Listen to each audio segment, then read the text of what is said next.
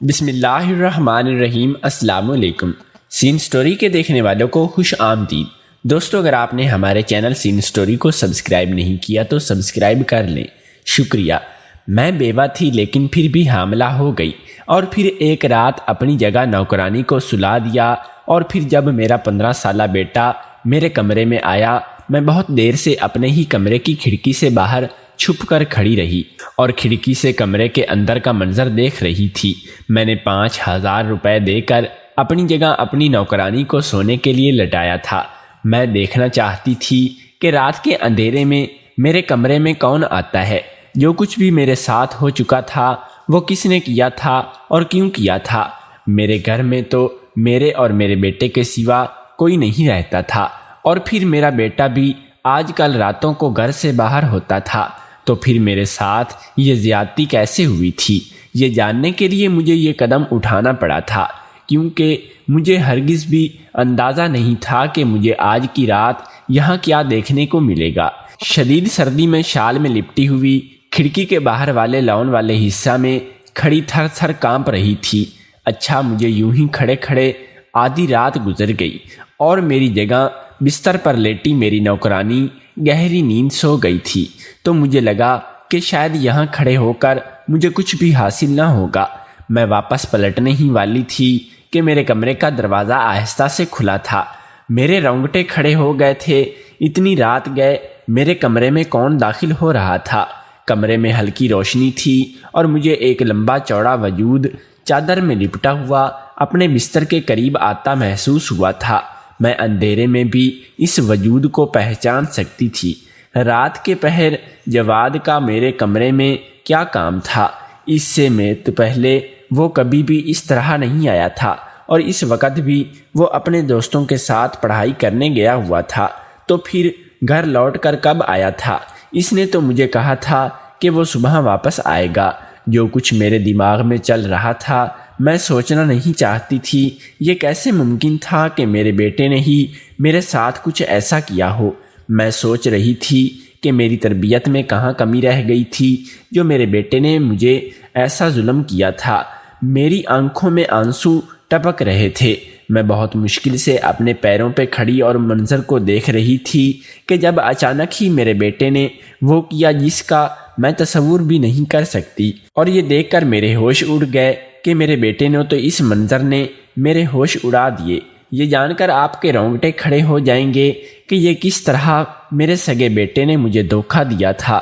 میرا نام آسیہ ہے، میرا تعلق فیصل آباد سے ہے۔ میں بہت چھوٹی تھی، اسی لیے چھوٹی سی عمر میں میرے رشتے آنا شروع ہو گئے تھے۔ ابا نے میری شادی 17 سال کی عمر اپنے دوست کے بیٹے حمدان سے کروا دی تھی۔ حمدان مجھ سے بہت محبت کرتے تھے، اور جب تک وہ زندہ تھے مجھے کبھی بھی کسی چیز کی کوئی پریشانی نہیں ہوئی تھی۔ لیکن حمدان کے اچانک انتقال کے بعد میرے سسرال والوں نے میرا جینا دوبھر کر دیا تھا۔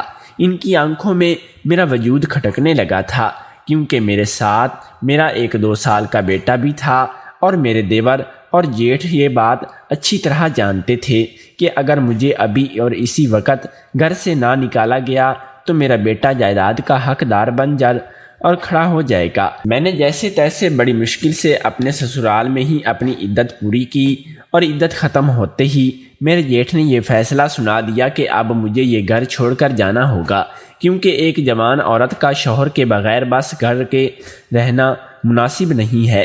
اچھی طرح جانتی تھی کہ یہ بات کیوں کہہ رہے تھے، لیکن میرے پاس اس گھر کے علاوہ اور کوئی ٹھکانہ نہیں تھا۔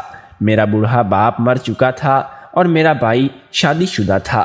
میں جانتی تھی کہ بھابھی 4 دن سے زیادہ مجھے برداشت نہیں کر سکے گی۔ میں ان کے قدموں میں گر گئی اور فریاد کی کہ مجھے گھر سے نہ نکالیں، لیکن میرے سسرال والوں کو مجھ پر بھی رحم نہ آیا، اور انہوں نے مجھے اور میرے بیٹے کو گھر سے نکال دیا۔ مجبور میں اپنے 2 سال کے بیٹے کو گود میں اٹھائے میکے پہنچ گئی۔ میرے بھائی نے مجھے دیکھ کر سینے سے لگا لیا۔ 2-4 دن تو بھابھی نے بھی میرا خیال رکھا، لیکن اس کے بعد انہیں احساس ہوا کہ میں اور میرا بیٹا مستقل بھائی کی ذمہ داری بننے والے ہیں، تو ان کا رویہ خراب ہونا شروع ہو گیا۔ میں گھر کی بیٹی سے کب گھر کی ملازمہ بن گئی مجھے خود بھی پتہ نہ چلا۔ بھائی سارا دن نوکری پر ہوتا اور بھابھی گھر کا سارا کام مجھ پر ڈال کر اپنے کمرے میں آرام کرتی رہتی تھی۔ مجھے گھر کے کام کاج سے کوئی مسئلہ نہیں تھا، لیکن جب میری بھابھی مجھے ایک ایک نوالے کا احسان جتاتی تو میرا دل خون کے آنسو رونے لگتا۔ میرے بھائی کے بچے اور میرا بیٹا تقریباً ایک ہی عمر کے تھے۔ بھابھی نے اپنے بچوں کو بہت اچھے سے سکول میں داخل کروایا، لیکن جواد کو گھر میں ہی چھوڑ دیا تھا، اور یہ بات مجھ سے برداشت نہ ہوئی۔ میں دن رات ان کی خدمت کر رہی تھی اور میرے بیٹے کو تعلیم تک نہیں دلوانا چاہتی تھی۔ میں نے اپنے بھائی سے جواد کی تعلیم کے بارے میں بات کی تو بھائی نے جواد کو اسی سکول میں داخل کروا دیا، اور یہ بات میری بھابھی سے برداشت نہ ہوئی۔ گھر میں آئے دن جھگڑوں کی شروعات ہوئی تو تنگ آ کر میں نے اپنے بھائی کو گھر سے چھوڑ دیا اور ایک چھوٹے سے کرائے کے گھر میں جواد کے ساتھ تنہا زندگی گزارنا شروع کر دی۔ جواد کو سکول میں داخل کروا کے میں نے خود بھی اسی سکول میں استانی کی نوکری کر لی تھی۔ جیسے تیسے زندگی کی گاڑی کو گھسیٹنے لگی۔ میں نے بیوگی کے بعد وہ وقت بھی دیکھا جب ایک وقت کی روٹی کھاتی تو 2 وقت خالی پیٹ گزار کرتی۔ کبھی کبھی میری آنکھوں میں یہ سوچ کر آنسو آنے لگتے کہ جب تک شوہر کا سایہ میرے سر پر تھا میری زندگی کتنی خوبصورت تھی، لیکن شوہر کے جاتے ہی دنیا کے اصل رنگ مجھے نظر آ گئے تھے۔ عورت کی زندگی کی خوبصورتی واقعی اس کی زندگی میں شامل مرد کے دم سے ہوتی ہے، اور اس بات کا احساس مجھے ہمدان کے جانے کے بعد شدت سے ہونے لگا تھا۔ کبھی کبھی میرا بھائی مجھ سے ملنے کے لیے آتا تو بہت دکھی ہو جاتا تھا۔ وہ نہیں چاہتا تھا کہ میرے اس طرح در در کی ٹھوکریں کھاؤں، لیکن مجھے بھی یہ بات گوارا نہیں تھی کہ میری وجہ سے اس کا شادی شدہ گھر خراب ہو جائے۔ میں نے باہر کی دنیا میں قدم رکھے تو مجھے دنیا کی سمجھ آنے لگی، اور میں نے فیصلہ کیا کہ میں پڑھی لکھی تو ہوں، میں کوئی نہ کوئی چھوٹا سا کام شروع کر دینا چاہیے تاکہ زندگی کو صحیح طریقے سے آگے بڑھا سکوں۔ ویسے بھی جواد بڑا ہو رہا تھا اور اس کی ضروریات میں اضافہ ہو رہا تھا۔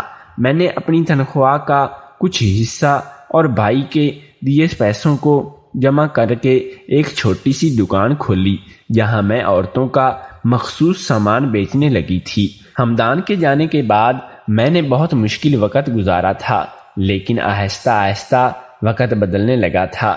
میری مستقل مزاجی، میری محنت اور میری دعائیں رنگ لے آئی تھیں، اور میری یہ چھوٹی سی دکان بڑی ہو گئی تھی۔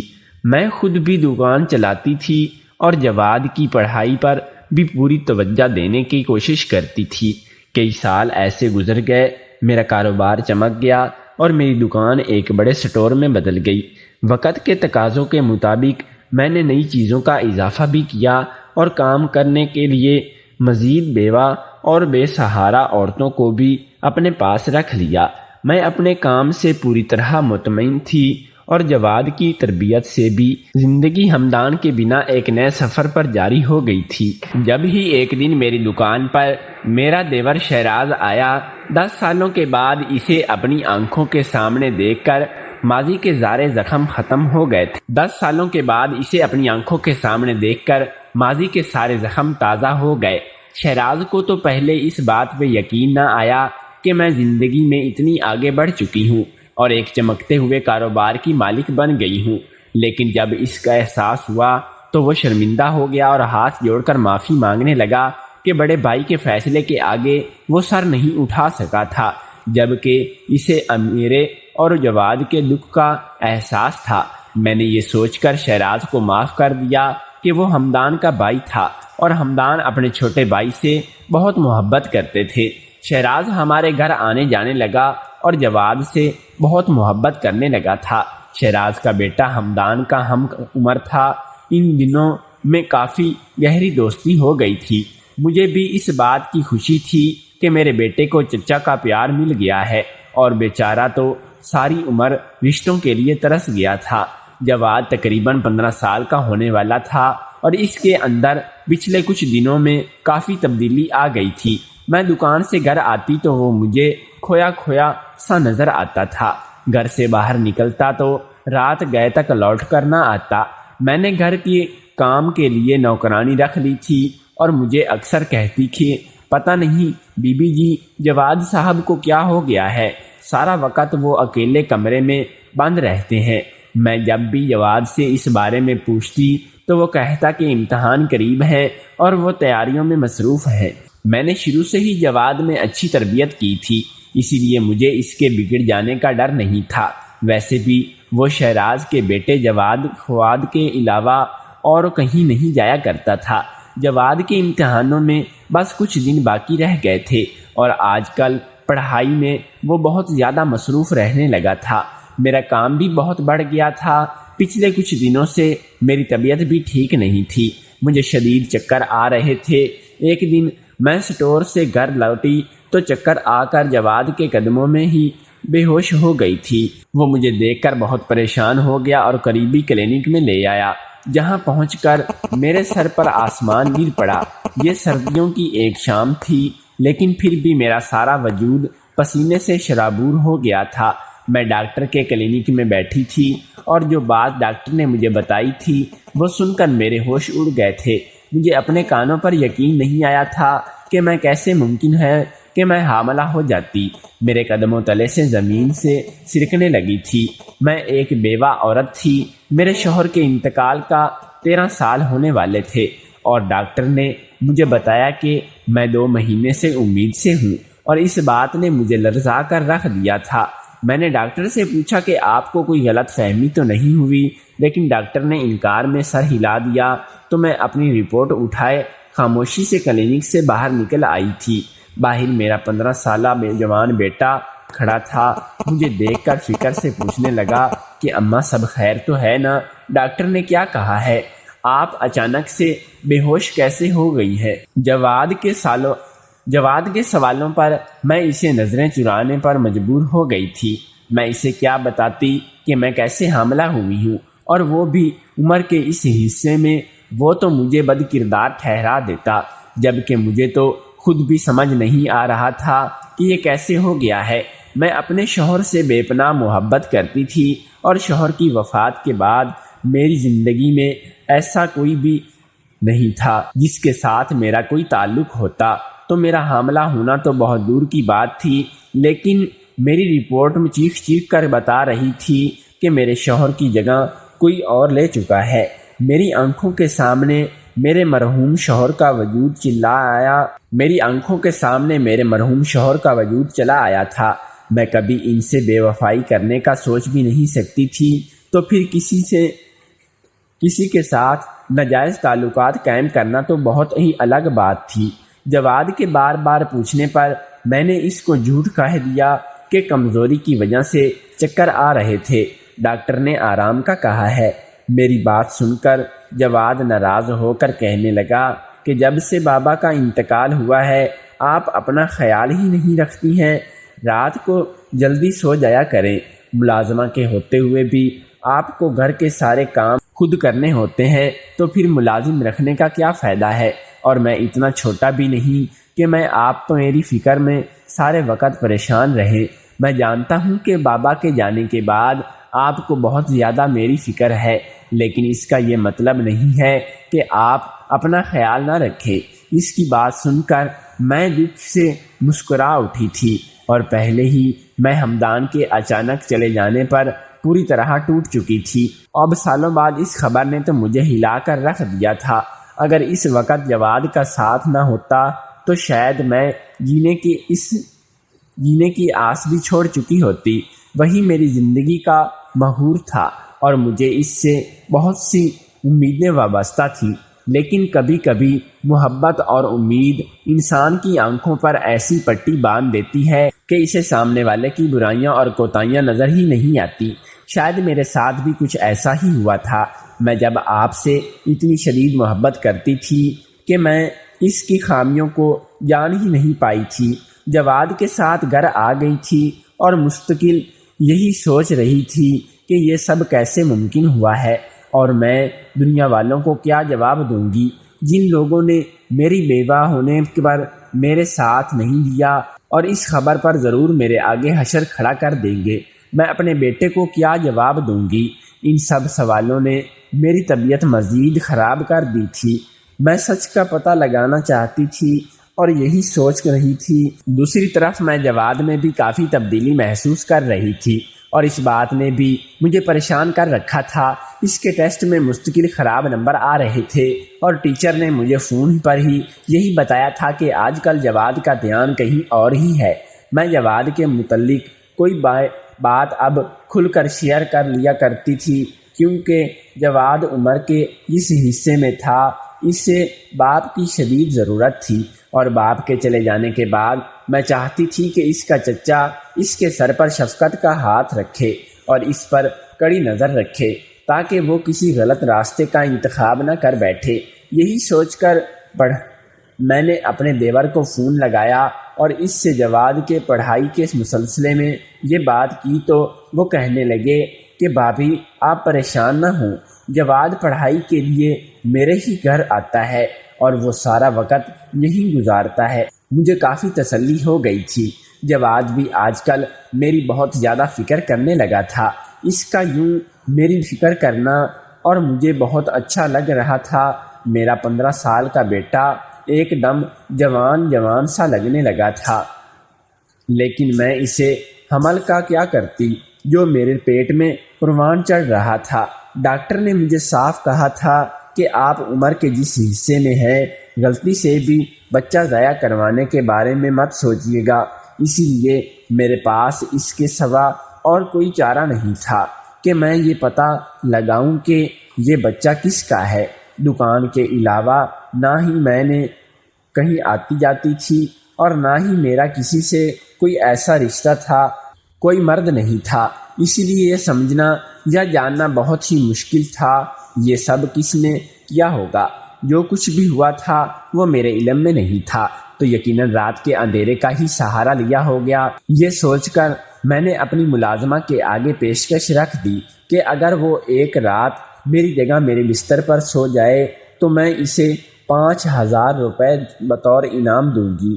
میں یہ بات جاننے کے لیے میں اسے یہ کام کیوں کروانا چاہتی تھی، وہ خوشی 5000 کی لالچ میں راضی ہو گئی تھی۔ میں نے اسے اپنے بستر پر لٹا کر منہ تک کمبل اوڑھ دیا اور خود لان کی طرف کھلنے والے کمرے کی کھڑکی پر چھپ کر کھڑی ہو گئی۔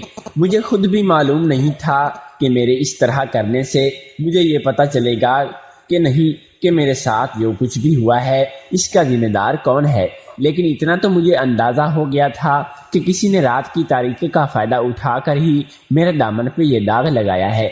کافی دیر وہاں کھڑے رہنے کے باوجود بھی کوئی ہلچل نہیں ہوئی اور مجھے لگا کہ شاید اتنا غلط طریقہ سب جاننے کی کوشش کر رہی ہوں، اور پھر جب میں نے مزید رکنے کا ارادہ ترک کر دیا تو کمرے کا دروازہ کھلا اور وہیں رک کر کمرے کے اندر کا منظر دیکھنے لگی۔ یہ دیکھ کر میری جان نکل گئی کہ آدھی رات کو میرے کمرے میں کوئی اور نہیں بلکہ میرا بیٹا آیا تھا، جس نے مجھے کہا تھا کہ وہ ساری رات فواد کے ساتھ گزارنے والا ہے، اور کچھ دیر پہلے ہی میں نے شہراز کو فون کر کے اس بات کی تسلی بھی کی تھی کہ وہ اسی کے گھر میں ہی موجود ہے۔ تو پھر جواد اس وقت یہاں کیا کر رہا تھا؟ میں دم سادھی اسے دیکھ رہی تھی۔ وہ دبے پاؤں میرے بستر تک آیا تھا اور قریب آتے ہی اس نے نوکرانی کو اپنی ماں سمجھ کر اس کے پیروں کو پکڑ کر ہلایا، جیسے ہی چیک کر رہا تھا کہ میں گہری نیند سو رہی ہوں یا نہیں۔ کچھ سمجھ نہیں آ رہا تھا کہ یہ سب کیا کر رہا ہے، کہیں اس نے ہی تو میرے ساتھ کچھ غلط نہیں کیا۔ ایسا خیال آتے ہی مجھے اپنی سوچ پر شرمندگی ہونے لگی تھی۔ میں ایک ماں تھی، اپنے بیٹے کے بارے میں ایسی غلط بات کیسے سوچ سکتی تھی کہ نوکرانی یعنی کہ میں گہری نیند سو رہی ہوں، اور اس نے آہستہ سے جا کر میرے کمرے کا لاکر کھولا اور میرے کافی سارے پیسے نکال لیے۔ جواد کی حرکت دیکھ کر میں ششد رہ گئی تھی اور مزید خود کو کمرے سے باہر نہ روک پائی۔ میں تیزی سے گھوم کر جیسے ہی اپنے کمرے کے دروازے تک پہنچی تو جواد کمرے سے باہر نکل رہا تھا۔ مجھے اپنے سامنے کھڑا دیکھ کر اس کے 14 طبق روشن ہو گئے تھے۔ میں نے غصے میں جواد سے پوچھا کہ یہ سب کیا ہے، اور اس کی جیب میں ہاتھ ڈال کر نوٹوں کی گڈی نکالی اور شرمندگی سے اپنی نظریں جھکا لیا۔ میں نے ایک زوردار تھپڑ اس کے چہرے پر مارا اور کہا کہ میں تم پر آنکھیں بند کیے بھروسہ کرتے ہوئے اور تم میرے ساتھ بھروسے کو ٹھیس پہنچائی ہے۔ اب سچ سچ بتاؤ یہ سب کیا ہو رہا ہے، اور تم آدھی رات کو یہاں میرے کمرے میں یہ پیسے لے کر کہاں جا رہے تھے؟ میں نے زندگی میں پہلی بار جواد کے سامنے پھر تھپڑ مارا، اور پھر تھپڑ کھا کر تو اس کی آنکھوں میں آنسو بہنے لگے تھے۔ اس نے روتے ہوئے بتایا کہ فواد نے اسے نشے کی لت میں مبتلا کر دیا ہے، اور اسے نشے کے لیے اس پیسوں کی ضرورت پڑتی ہے، اور اپنے دوستوں کے ساتھ مل کر ساری رات مختلف قسم کے نشے کرتا ہے۔ اور جواد کی بات سن کر میرے ہوش اڑ گئے تھے۔ شہراز نے تو مجھے ایسی کوئی بات نہیں بتائی تھی، جبکہ جواد کہہ رہا تھا کہ چچا کو اپنے بیٹے کی ہر حرکت کا خواب علم ہے، اور پھر اس نے مجھ پر ایک ایسا انکشاف کیا جسے سن کر میرے سر پر پہاڑ ٹوٹ پڑا، اور روز رات کو میرے دودھ میں نشے کی دوا ملا کر جایا کرتا تھا، کیونکہ چچا نے اسے ایسا کرنے کے لیے کہا تھا۔ اگر وہ چچا کی بات نہ مانتا تو فواد اسے نشہ فراہم نہ کرتا۔ میں سوچ بھی نہیں سکتی تھی کہ سالوں بعد میرا دیور میری زندگی میں آیا بھی تو ایک نئے دکھ کی داستان رقم کرنے کے لیے۔ میرے بیوہ ہونے کے بعد بھی اس نے مجھے کوئی سہارا نہیں دیا تھا۔ اس بات کا مجھے غم نہیں تھا، لیکن میرے جوان بیٹے کو نشے کی لت میں ڈال کر اپنے ہی گھر چوری کرنا سکھا کر جو اس نے کیا تھا وہ میرے نزدیک بہت بڑا گناہ تھا، اور مجھے ہر رات نشے کی دوا دینے کا جو مطلب تھا وہ میں اچھی طرح سمجھ گئی تھی۔ مجھے اپنے شوہر ہمدان کی بات یاد آئی تھی، جس نے شادی کی شروع کے دنوں میں ہی مجھے یہ بات سمجھائی تھی کہ شہراز کی عادت کچھ ٹھیک نہیں ہے اور اس سے احتیاط برتنا، لیکن اس وقت میں ہمدان کی بات کو سمجھ نہیں پائی تھی، اور آج سالوں بعد مجھے اس بات کا مطلب سمجھ آیا تھا۔ شہراز نے ایک دفعہ پھر میری ہستی بستی دنیا کو آگ لگانے کی کوشش کی تھی، لیکن کیوں وجہ مجھے معلوم نہیں تھی۔ میں نے جواد کو سختی سے کہا کہ وہ آئندہ نشے کے بارے میں سوچے گا بھی نہیں، اور آدھی رات کو ہی شہراز کے گھر پہنچ گئی اور اس کی بیوی کے سامنے ہی اپنے سارے سوال پوچھے۔ پہلے تو وہ گنگ رہ گیا اور پھر اس نے ساری حقیقت بیان کر دی۔ ہمدان کی موت کے بعد مجھے گھر سے نکال کر ان لوگوں نے ہماری جائیداد پر قبضہ کر لیا تھا، لیکن شہراز اپنی عیاشی کی وجہ سے اس جائیداد کو سنبھال نہ سکا اور سڑک پر آ گیا تھا۔ بہت مشکل سے نوکری کر کے وہ گزارا کر رہا تھا۔ بظاہر وہ لوگ اچھے خاصے لگے تھے، لیکن در حقیقت اندر سے وہ اپنے بچوں کی تربیت بھی ٹھیک طرح سے نہیں کر سکا، اور اس کا جوان بیٹا نشے جیسی لت میں مبتلا ہو گیا۔ جب شہراز نے مجھے اتنے بڑے کاروبار کو چلاتے ہوئے دیکھا تو اس کی نیت کاروبار کے ساتھ ساتھ مجھ پر بھی حرام ہو گئی، کیونکہ میں اب بھی بہت ہی خوبصورت تھی، اور میں میرے بیٹے کو اپنا نشانہ بنایا اور اسے نشے کی لت میں مبتلا کر کے ہر رات میرے ساتھ بدکاری کرتا رہا، یہاں تک کہ میں حاملہ ہو گئی۔ اس نے سوچا تھا کہ جب میں حاملہ ہو جاؤں گی تو اپنی بدنامی کے ڈر سے نکاح کے بارے میں سوچوں گی اور وہ خود مجھ سے نکاح کر لے گا۔ اس طرح وہ میرے بھی جمی جمائے کاروبار کا مالک بھی بن جائے گا، اور نشے کی وجہ سے جواد بھی اس کے راستے کا کانٹا نہ رہے گا۔ شہراز کی حقیقت جان کر میرے ہوش اڑ گئے تھے۔ میں نے اپنی زندگی میں کیا کم تکلیف تھی جو اب شہراز میرے لیے ایک نئی مصیبت بن کر کھڑا ہو گیا تھا۔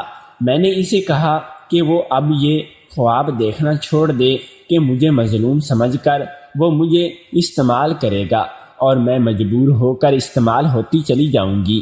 میں وہاں سے سیدھا نکل کر سیدھا پولیس میں گئی اور وہاں سے نکل کر سیدھے پولیس اسٹیشن گئی۔ میں نے شہراز پر مقدمہ درج کر دیا تھا اور اس کے بیٹے فواد پر بھی، جس نے میرے معصوم سے بیٹے کو نشے کی لت میں مبتلا کیا تھا۔ وہ دونوں باپ بیٹا جیل میں تھے اور اپنے کیے کی سزا بھگت رہے تھے۔ خدا کا کیا کرنا ایسا ہوا کہ میرا حمل خود بخود ضائع ہو گیا۔ اس وقت کے بعد میں نے کبھی بھی دوبارہ اس رشتے میں بھروسہ نہ کیا۔ میں پلٹ کر اپنی پوری زندگی دیکھتی ہوں تو مجھے لگتا ہے کہ میرا بیوہ ہونا شاید میرا گناہ بن گیا تھا۔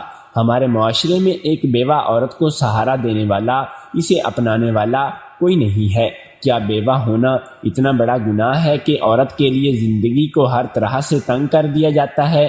عجیب و غریب رسموں کے ذریعے اسے بار بار اس بات کا احساس دلایا جاتا ہے کہ اس کا شوہر اس دنیا میں نہیں ہے۔ اور کیا آپ لوگوں کو نہیں لگتا کہ اگر مجھے بھی کوئی سہارا مل گیا ہوتا تو شاید میری زندگی اس قدر تکلیف میں نہ گزرتی؟ کہانی اچھی لگی ہو تو کمنٹ کر کے ضرور بتائیے گا۔